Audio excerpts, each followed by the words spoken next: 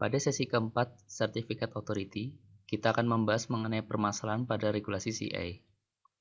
Pada bagian ini, kita akan membahas mengenai best practice di Singapura, Taiwan, dan Cina. Dalam upaya menciptakan framework hukum tentang transaksi e-komersi, Singapura mengeluarkan Electronic Transaction Act pada 10 Juli tahun 1998 dan Electronic Transaction atau CA Regulation pada 10 Februari 1999. Sebuah CA yang ingin mendapatkan lisensi harus memenuhi beberapa kriteria di berbagai aspek, seperti kekuatan finansial, integritas personal, kontrol, dan prosedur keamanan yang ketat. Di dalam Electronic Transaction Act tahun 1998 mengatur beberapa ketentuan, yaitu bahwa dalam mengatur pemberian lisensi, Menteri dapat membuat suatu peraturan yang menegaskan bahwa digital signature memenuhi syarat untuk menjadi tanda tangan elektronik yang aman. Badan pengawas CA ditunjuk untuk memberikan lisensi, mensertifikasi, memonitoring, dan mengatur aktivitas CA. Suatu CA hanya boleh mengeluarkan sertifikat setelah CA tersebut menerima permintaan dari calon user dan mematuhi semua praktek dan prosedur yang tercantum dalam CPS, termasuk prosedur mengenai identifikasi calon user. Sedangkan dalam Electronic Transaction atau CA Regulation tahun 1999 mengatur beberapa hal berikut. Permohonan lisensi CA harus dibuat dalam bentuk dan cara yang ditentukan oleh badan pengawas. Pemohon lisensi harus memenuhi kriteria seperti perusahaan beroperasi di Singapura, bertanggung jawab jika terjadi kerugian lebih dari $1 juta untuk setiap tuntutan yang muncul, setidaknya memiliki modal lebih dari $2 juta, serta gabungan modal dan bukti keuangan lebih dari $5 juta, dan memiliki surat tanggungan performansi atau jaminan direktur bank.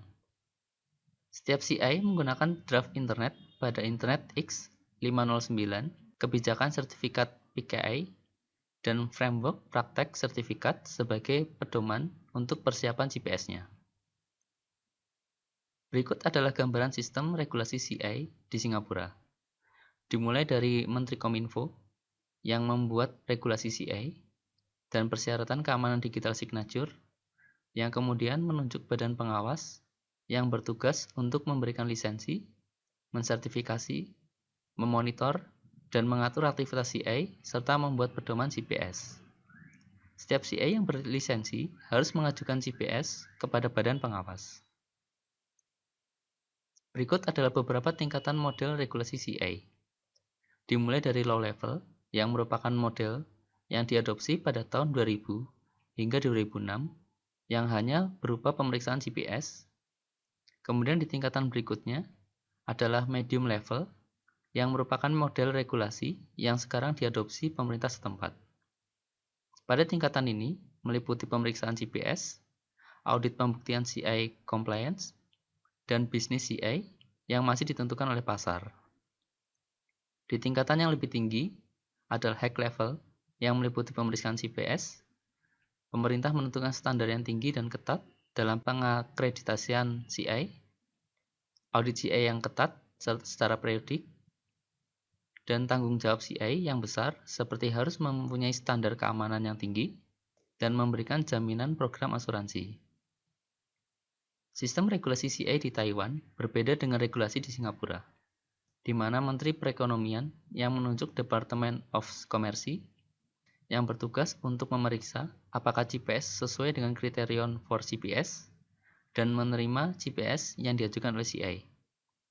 Terdapat juga PMA atau Policy Management Authority yang mempunyai tanggung jawab dalam melakukan asesmen, evaluasi resiko bisnis CI, dan menentukan persyaratan keamanan dan prosedur operasional yang akan dimasukkan ke dalam CP atau CPS.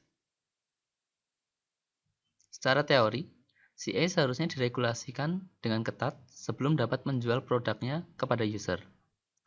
Namun, pada prakteknya, masalah autentikasi dan non-repudiation yang membuat PKI sulit untuk ditingkatkan karena masyarakat umumnya berpikir bahwa password dan username sudah cukup aman, begitu juga simbol untuk perusahaan.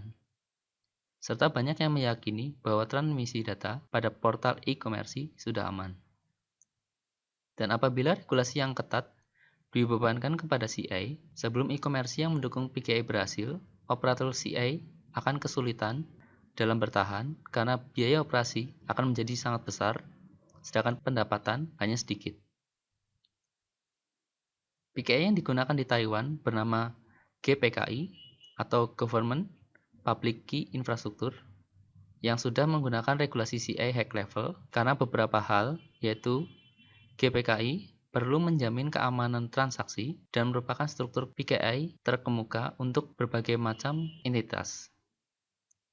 GPKI harus memenuhi beberapa regulasi dasar dan persyaratan seperti ISMS dan CA Management, modul kriptografi, dan audit CA GPKI yang setidaknya diadakan setahun sekali. Hal ini menghasilkan kepercayaan masyarakat terhadap GPKI yang mungkin masyarakat tidak percaya kepada pemerintah, tetapi lebih percaya kepada manajemen di belakang GPKI. Melihat dari aspek permasalahan interoperability pada PKI, bahwa dua CA dikatakan interoperable apabila sertifikat mereka dapat digunakan dalam aplikasi bersama. Permasalahan ini tidak dapat terjadi kecuali beberapa proses auditing CA diakui oleh dua negara, misalnya adalah program WebTrust. Sebagai contoh, Citizen Digital Certificate atau CDC yang dapat digunakan di Thailand apabila tingkat jaminan untuk CDC dipetakan dengan tepat ke beberapa CP PKI Thailand.